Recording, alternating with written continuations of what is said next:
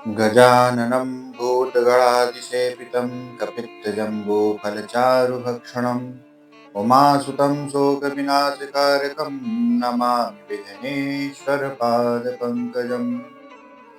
यं प्रव्रजन्तमनुपेतमपेतकृत्यं द्वैपायनो विरहकातरया जुहावा पुत्रेति तन्मयतया तरवो विनेदो तं सर्वभूतहृदयं मुनिमानतोऽस्मि। परम मंगलमय परात्पर अकारण करुणा वरुणालय भक्तवांछा कल्पतरु तरिंदत पीतांबरधारी भगवान श्री बालकृष्ण की शब्द मूर्ति श्रीमद् भागवत महापुराण। आइए पंचम दिवस हम श्रीमद् भागवत महापुराण के महात्म्य में प्रवेश करने जा रहे हैं। कल हमने बात की थी देवर्षि नारद की वृंदावन में भक्ति माता से भेंट हुई और उन्होंने अपने बारे में सब कुछ बताया। आगे आज हम बात करने वाले हैं भक्ति का दुख दूर करने के लिए नारद जी ने कौन से उपाय किए।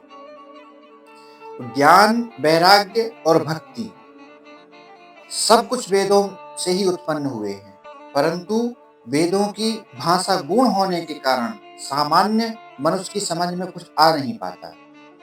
कलयुग में तो श्री कृष्ण कथा और श्री कृष्ण कीर्तन से ही ज्ञान और वैराग्य जागृत होते हैं। नारद जी चिंता में फंसे हैं कि ज्ञान और वैराग्य की मूर्छा उतरती नहीं है। उसी समय आकाशवाणी हुई कि तुम्हारा यत्न उत्तम है, ज्ञान वैराग्य के साथ भक्ति का प्रचार करने के लिए आप कुछ सत्कर्म कीजिए। तब नारद जी ने पूछा कि मैं क्या सत्कर्म करूं? तो आकाशवाणी ने बताया कि तुम्हें संत महात्मा सत्कर्म क्या है वह बताएंगे। संत महात्माओं से जाकर के आप पूछिए, वही बताएंगे कि सत्कर्म क्या है। नारद जी अनेक साधु संतों से पूछते हैं कि ज्ञान वैराग्य सहित भक्ति को पुष्टि मिले ऐसा कोई सत्कर्म उपाय बताइए, परंतु निश्चित उपाय कोई भी नहीं बता सका। तो नारद जी चिंता में पड़ गए। वे सोचने लगे कि निश्चित उपाय बतलाने वाले संत मुझे कहाँ मिलेंगे और वे क्या साधन बताएंगे। ऐसा विचार करते करते नारद जी घूमते फिरते बद्री का आश्रम आए। वहां सनकादि मुनियों के साथ उनका मिलन हुआ।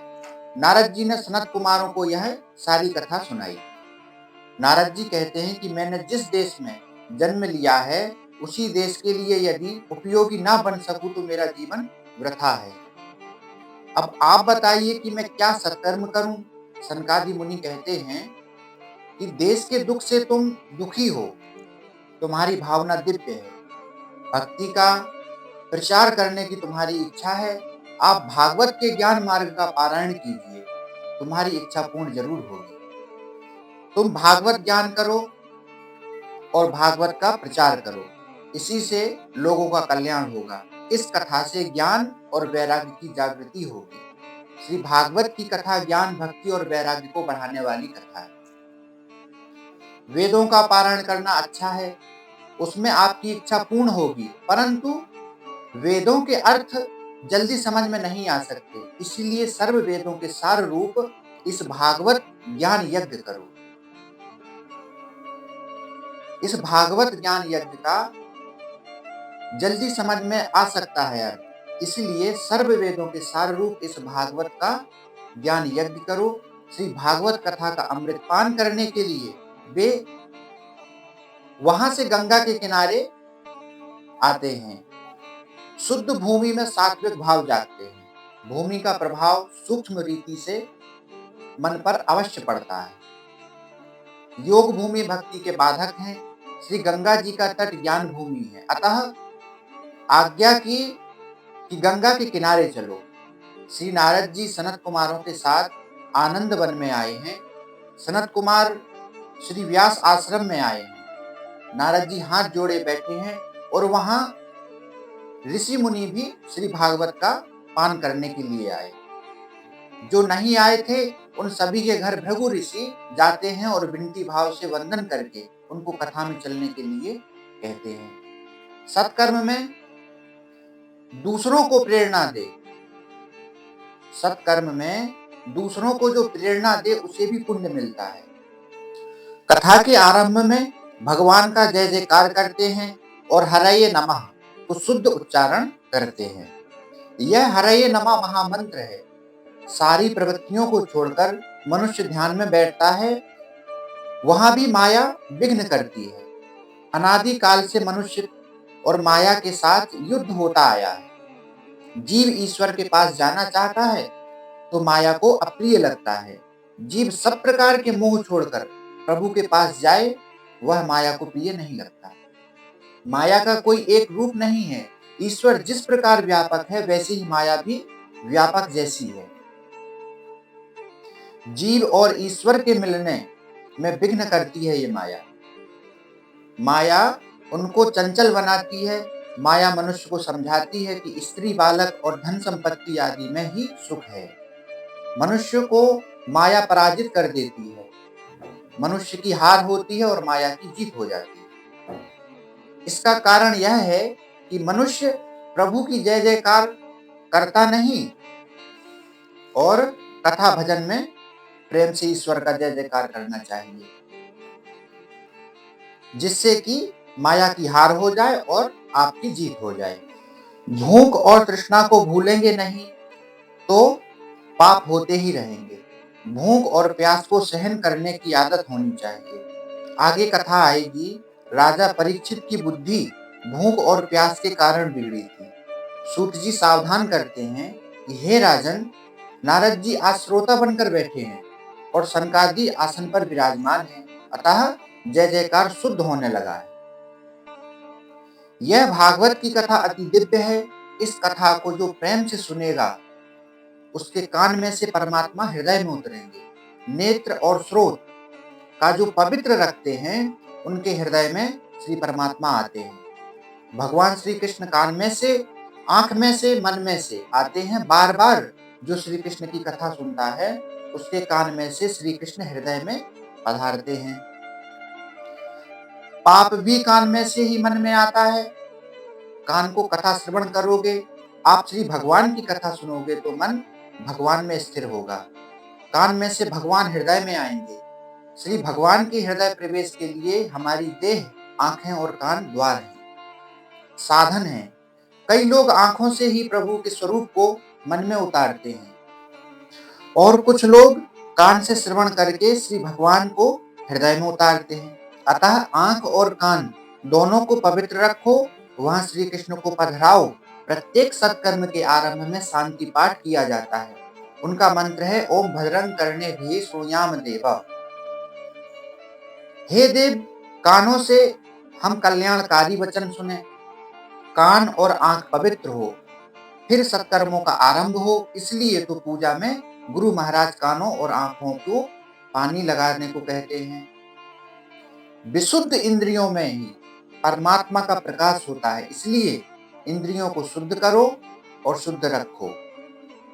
मन को भी शुद्ध करो और शुद्ध रखो। काल नहीं बिगड़ा है, मन ही बिगड़ा है।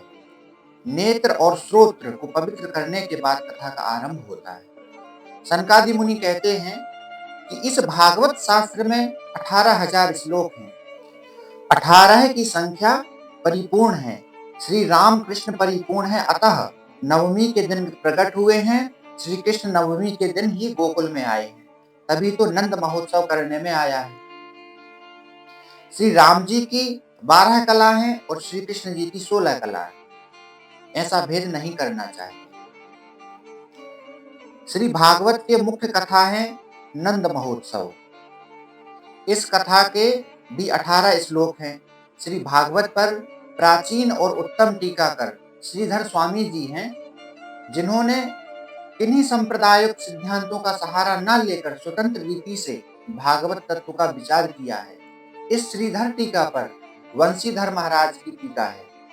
उन्होंने कहा है कि हमारे ऋषि मुनियों ने न केवल निस्वार्थ भाव से इस ग्रंथ की रचना की है, बल्कि श्रीमद् भागवत की महिमा का वर्णन कौन कर सकता है।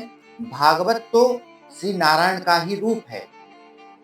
श्री भगवान जब गोलोक धाम में पधारते हैं तब उन्होंने अपने तेज स्वरूप को इस ग्रंथ का शब्दमयी साक्षात मूर्ति है। श्री कृष्ण की वाङ्मय मूर्ति है श्रीमद् भागवत महापुराण। उद्धव जी ने पूछा कि आपके स्वर्ग धाम गमन के बाद इस पृथ्वी पर अधर्म बढ़ेगा तो धर्म किसकी शरण में जाएगा? धर्मः किम शरणम गतः। श्री भगवान ने तब कहा कि मेरी भागवत का जो आश्रय लेगा उसके घर में कली नहीं जा सकेगा। श्री भागवत भगवान का नाम स्वरूप है, नाम स्वरूप से ही अन्य रूप सिद्ध होते हैं। मन की मैल को दूर करने के लिए ही यह भागवत शास्त्र है। मन को शुद्ध करने का साधन भागवत कथा है। यह कथा सुनने के बाद यदि पाप करना चालू रखेंगे तो यमदूतों की ओर से 2 चांटे और खाने पड़ेंगे। ईश्वर के साथ प्रेम करने का साधन यह भागवत शास्त्र है। मनुष्य पत्नी, धन, संपत्ति, भोजन आदि के साथ तो प्रेम करता है, परंतु प्रभु के साथ प्रेम नहीं करता है, इसीलिए वह दुखी है। श्री रामानुजाचार्य जी के जीवन में एक प्रसंग हुआ था। रंगदास नाम का एक सेठ था जो एक वेश्या पर अतिशय आसक्त था। एक दिन रंगदास और वह वेश्या प्रभु श्री रंगनाथ के मंदिर के पास में निकले। श्रीमंत सेठ रंगदास वेश्या के सिर पर छाता पकड़े हुए जा रहे थे। ठीक उसी समय श्री रामानुजाचार्य जी मंदिर से बाहर निकले। उन्होंने यह दृश्य देखा। ये भी ईश्वर के जीव हैं और वे भी ईश्वर से मिलने जाए तो इनका भी उद्धार हो जाए, ऐसा सोचकर वे उनसे मिलने गए। रास्ते पर जाकर वे उस रंगदास से मिले और बोले कि आप इस वेश्या से जो प्रेम करते हैं उसे देखकर मुझे बहुत आनंद हुआ है। अस्थि और विष्ठा से भरी हुई इस स्त्री से प्रेम करते हो। इस स्त्री की तुलना में मेरे प्रभु श्री रंगनाथ जी अति सुंदर हैं। इस स्त्री से जैसा प्रेम करते हो आप, ऐसा प्रेम प्रभु से करके देखो। प्रेम करने योग्य तो एक परमात्मा ही है। ऐसा कहकर उन्होंने रंगदास को एक चांटा मारा। रंगदास की वहीं समाधि लग गई। उसे रंगनाथ जी का दर्शन हुआ। उस दिन के बाद रंगदास ने एक भी दिन स्त्री से प्रेम नहीं किया। मनुष्य अपना प्रेम पात्र हर क्षण बदलता रहता है, परंतु कहीं भी इसे संतोष और शांति नहीं मिलती। बाल्य अवस्था में माता से प्रेम करता है, कुछ बड़े होने पर मित्रों से प्रेम करता है, विवाह हुआ तो पत्नी से प्रेम करता है, कुछ समय बीत जाने के बाद अपनी उसी प्यारी पत्नी का तिरस्कार करने लगता है और उससे कहता है तेरे साथ विवाह करने में मैंने बड़ी भारी भूल की है। इसके बाद वह पुत्रों से प्रेम करता है। उसके बाद वह धन से प्रेम करने लगता है। अतः ईश्वर को ही प्रेम का पात्र बनाओ, जिससे प्रेम का पात्र बदलने का प्रसंग ही ना आए। श्री भागवत शास्त्र बार बार सुनोगे तो परमात्मा से प्रेम बढ़ेगा। आजकल लोग भक्ति तो बहुत करते हैं, परंतु भगवान को साधन और सांसारिक सुखों का साध्य मानकर ही करते हैं। अतः भक्ति सार्थक नहीं होती है और लोगों को दुखी होते हैं, दुखी रहते हैं। श्री भगवान को ही साध्य मानो, संसार के सुखों को नहीं। कथा में हास्य रस गौण होता है। कथा किसी को हंसाने के लिए नहीं है। कथा तो ईश्वर को प्रसन्न करने के लिए। श्रोताओं के हृदय में जो शोक जागृत करे वही शुद्ध कथा है। कथा शुद्ध हृदय से रोने के लिए है। मेरा आज तक का जीवन निरर्थक ही निकल गया आदि भाव हृदय में यदि जागे तो ऐसी कथा का श्रवण सार्थक हुआ। कथा सुनने के बाद पाप न छूटे और वैराग्य उत्पन्न न हो तो कथा का श्रवण किस काम का। श्री भागवत के दर्शन से, श्रवण से, पूजन से पापों का नाश होता है। श्री भागवत के श्रवण मात्र से ही सद्गति मिलती है। कथा श्रवण का लाभ आत्मदेव ब्राह्मण का चरित्र कहकर बतलाया गया है। बिना दृष्टांत का सिद्धांत मन को नहीं छूता है, अतः आत्मदेव ब्राह्मण का चरित्र कहा गया है। कथा केवल रूपक नहीं है, कथा की लीला सच्ची है और उसमें कहा गया है आध्यात्म सिद्धांत भी सत्य है। तुंगभद्रा नदी के किनारे एक ग्राम था। वहां आत्मदेव नामक एक ब्राह्मण अपनी पत्नी धुंधली के साथ रहता था। आत्मदेव पवित्र था, परंतु धुंधली स्वभाव से क्रूर, झगड़ने वाली और दूसरों को नुक्ताचीनी करने वाली थी। आत्मदेव निसंतान थे। संतान के अभाव से आत्मदेव दुखी थे। संतान के लिए आत्मदेव ने बहुत प्रयत्न किए, परंतु कोई सफलता प्राप्त नहीं हुई। अतः उसने आत्महत्या करने का निश्चय किया। आत्मदेव ने वन की ओर प्रयाण किया। जाते घूमते फिरते रास्ते में नदी का किनारा आया। वहां उसे एक महात्मा मिले। आत्मदेव उस महात्मा के पास गया और रोने लगा। बोले महात्मा महात्मा ने उनसे उनके दुख का कारण पूछा। आत्मदेव ने कहा कि मेरे पास खाने पीने के लिए तो बहुत कुछ है, परंतु मेरे पास खाने वाला कोई नहीं है, अतः मैं दुखी हूं। इसलिए मरने की इच्छा से आत्महत्या करने के लिए यहाँ पर आया हूं। महात्मा ने कहा कि तुम्हें कोई संतान नहीं है, यह तो परमात्मा की बहुत बड़ी कृपा है। पुत्र परिवार ना हो तो समझ लो श्री ठाकुर जी ने तुम्हारे हाथों से ही सब कुछ कराने के लिए तुम्हारे भाग्य को लिखा है, और इसीलिए तुम्हें कोई संतान नहीं दी है। पुत्र तो दुख स्वरूप है। ईश्वर जैसी भी स्थिति में तुम्हें रखे, वैसी ही स्थिति में संतोष मानकर ईश्वर का स्मरण करना चाहिए। तुकाराम महाराज कहते हैं, हे भी ले अनंते चैती से राहवे, चिति आज से साध्य समाधान। अतः ईश्वर जिस स्थिति में रखे उसी में आनंद मानना चाहिए। एक बार एकनाथ महाराज विठल नाथ जी के मंदिर में दर्शन करने गए। एकनाथ जी को सुयोग्य पत्नी मिली, इसलिए वे श्री भागवत का उपकार मानते थे। वे कहते थे कि मुझे स्त्री का संग नहीं सत्संग दिया है। थोड़ी देर बाद उस मंदिर में भक्त तुकाराम जी दर्शन करने आए। तुकाराम जी की पत्नी कर्कशा थी। कर्कशा पत्नी के लिए तुकाराम जी भागवत का उपकार मानते थे। वे कहते थे कि हे भगवान, यदि तुमने अच्छी और सुंदर पत्नी दी है तो मैं सारा दिन उसी के पीछे पीछे लगा रहता हूँ और तुमको भी भूल जाता हूँ। अतः मेरा तो कर्कशा पत्नी मिलने पर भी भला ही हुआ है। एकनाथ जी को अनुकूलता पत्नी मिली तो उन्हें इसी में आनंद है, और तुकाराम जी को प्रतिकूलता पत्नी मिली तो भी उन्हें आनंद नहीं है। दोनों को अपनी अपनी परिस्थिति से संतोष है और भगवान का उपकार मानते हैं। अपनी पत्नी की मृत्यु हुई तो नरसिंह मेहता ने भी आनंद ही माना और कहा, भलुम भृगुम भांगिम जलाल, सुखे भंजीते श्री गोपाल। अर्थात अच्छा हुआ कि कुटुंब का झंझट छूट गया। अब तो मैं बड़े सुख से निश्चित मन से श्री गोपाल का भजन करूंगा। एक संत की पत्नी अनुकूला थी, दूसरे की प्रतिकूला थी, और तीसरे की संसार को छोड़कर चली गई। फिर भी वे तीनों महात्मा अपनी अपनी परिस्थिति में संतुष्ट हैं। सच्चा वैष्णव वही है जो कि किसी भी परिस्थिति में परमात्मा की कृपा का ही अनुभव करता है और मन को शांत और संतुष्ट रखता है। मन को शांत रखना भी बड़ा पुण्य है। माता और पिता को अपने अपने पुत्र बहुत प्रिय लगते हैं, बहुत चिंता रहती है, परंतु पुत्र ईषणा के साथ साथ इनके वासनाएं भी आ जाती हैं।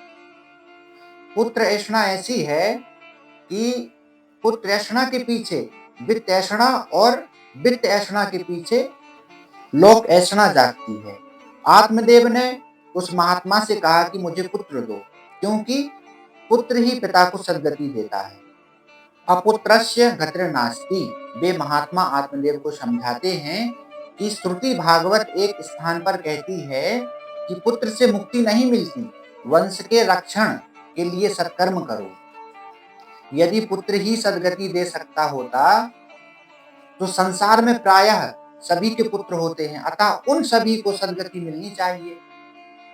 पिता को जैसी आशा कभी नहीं रखनी चाहिए।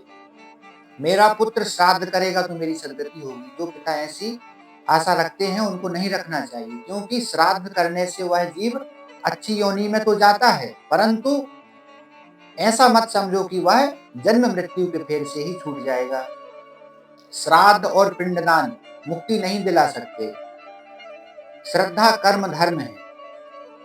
श्रद्धा करने से नरक से तो छुटकारा मिलता है, परंतु केवल श्राद्ध करने से मुक्ति नहीं मिलती।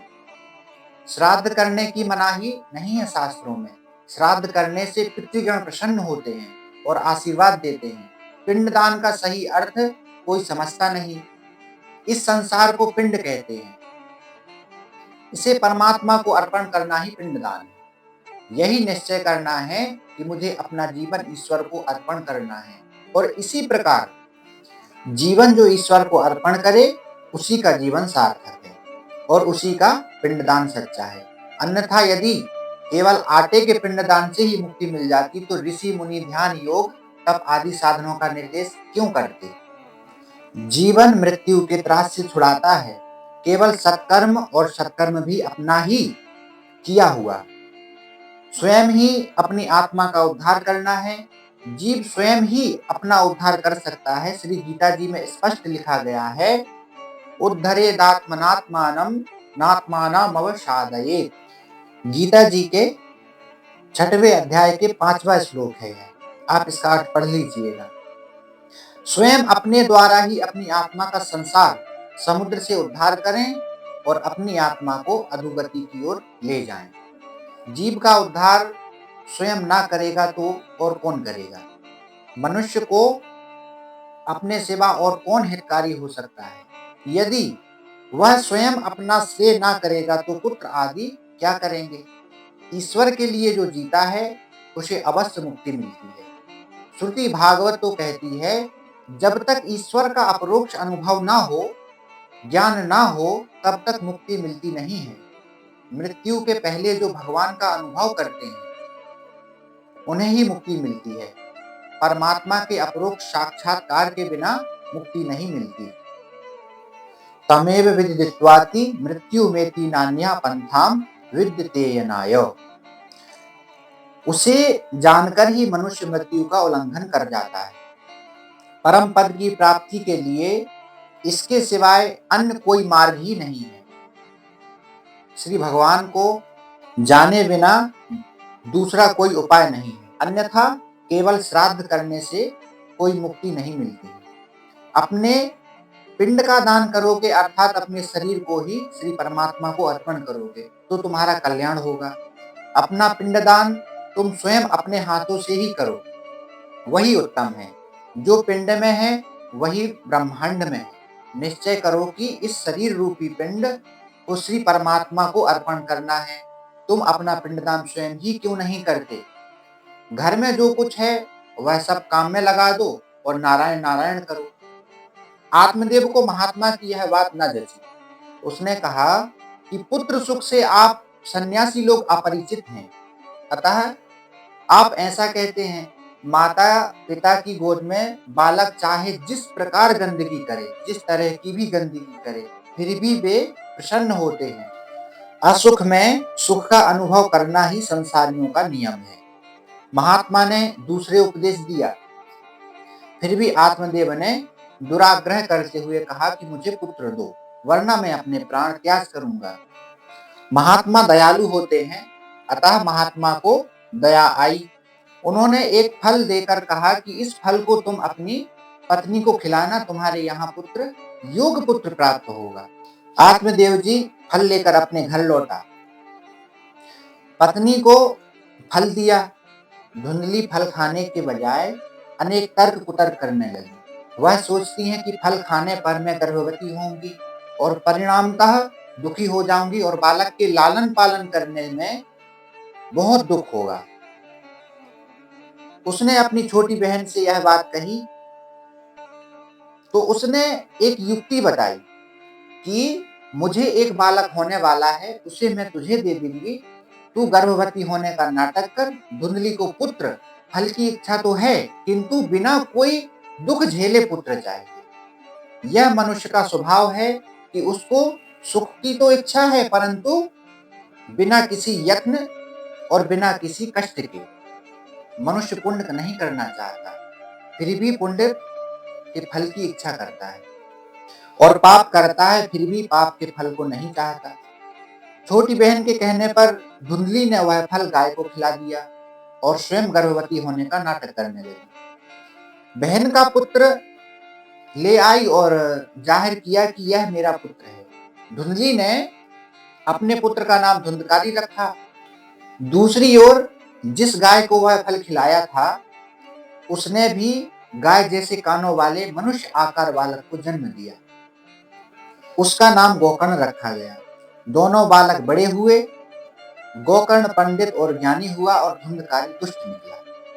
श्री भागवत की कथा 3 प्रकार से है: आध्यात्मिक, आदि दैविक और आदि भौतिक।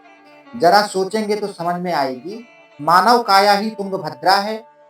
भद्रा का अर्थ है कल्याण करने वाली और तुंग का अर्थ है अधिक। अत्यधिक कल्याण करने वाली नदी तुंगभद्रा नदी और वही मनुष्य का शरीर है। मानव अपनी काया के द्वारा ही आत्मदेव हो सकता है। अपनी आत्मा को स्वयं देव बनाए वही आत्मदेव। आत्मदेव ही जीवात्मा है। हम सब आत्मदेव हैं। नर ही नारायण बनता है। मानव देह में जा रहा जीव देव बन जाता है और दूसरों को भी देव माने। जिसके अंदर ऐसी भावना है, पशु अपने शरीर से अपना कल्याण नहीं कर सकते। मनुष्य बुद्धि वाला प्राणी होने के कारण अपने शरीर से अपना तथा दूसरों का कल्याण कर सकता है। गुस्सा करने वाली और कुतर्क करने वाली धुंधली बुद्धि है। प्रत्येक घर में यह धुंधली होती है। धुंधली कथा में भी उधम मचाती है। द्विधा बुद्धि, द्विधा वृत्ति ही यह धुंधली है। ऐसी द्विधा बुद्धि जब तक होती है, जब तक आत्मशक्ति जागृत नहीं होती। बुद्धि जो होती है, वह बुद्धि दूसरों की बातों को नाहट टांग अड़ाती है। यह बहुत बड़ा पाप है। मैं कौन हूं, मेरे स्वामी कौन है, इसका विचार बुद्धि नहीं करती। बुद्धि के साथ आत्मा का विवाह संबंध तो हुआ है, किंतु जब तक उसे कोई महात्मा ना मिले, सत्संगी ना होने पाए, तब तक वह विवेक नहीं आ सकता और विवेक रूपी पुत्र का जन्म नहीं होता है। विवेक ही आत्मा का पुत्र है। बिनु सत्संग विवेक न होई। आत्मा और बुद्धि के संबंध से विवेक रूपी पुत्र का जन्म यदि नहीं होता, तो संसार रूपी नदी में जीव डूब मरता है। जिसके घर में विवेक रूपी पुत्र नहीं होता, वह संसार रूपी नदी में डूब जाता है। इसी से तो आत्मदेव गंगा किनारे पर डूबने मरने के लिए है। विवेक सत्संग से जागृत होता है और विवेक आत्मा को आमंत्रित करता है स्वयं देव बनने की ओर और दूसरों को देव बनाने की शक्ति आत्मा में। किंतु इस आत्म शक्ति को जागृत करना है। हनुमान जी समर्थ थे, किंतु जामवंत ने उनको अपने स्वरूप का ज्ञान कराया, तभी उन्हें अपने स्वरूप का ज्ञान हुआ। आत्मशक्ति सत्संग से जागृत होती है। सत्संग के बिना जीवन में दिव्यता नहीं आती। संत महात्मा द्वारा दिया गया विवेक रूपी फल बुद्धि को पसंद नहीं है। आज की कथा को हम यहीं विश्राम करते हैं।